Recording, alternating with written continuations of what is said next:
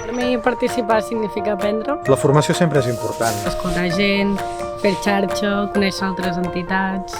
i són espais justament de creixement de les entitats i dels professionals i dels voluntaris que hi pugui haver-hi. Penso que ens cal, les hem de seguir fent, com a mínim ens aporten eines a l'hora de treballar i de poder desenvolupar algunes activitats. Hi ha una part de poder compartir perquè té la capacitat, la formació de juntar tècnics, voluntaris, que per mi això és difícil de trobar. Aquestes jornades m'emporten experiència, m'encanta estar amb gent nova. Tenir contacte amb gent que està a primera línia. Jo puc aprenent moltíssim dels companys i tota la gent que estan a la sala. Estudiar i aprendre constantment a la vida per millorar. Un punt de trobada i de reunió de les entitats. També els temes que toqueu per mi són sempre una mica de pioners, no? Perquè tot el tema de les cures, per exemple, és algo que se'n parla però és molt difícil trobar a la comarca una formació així.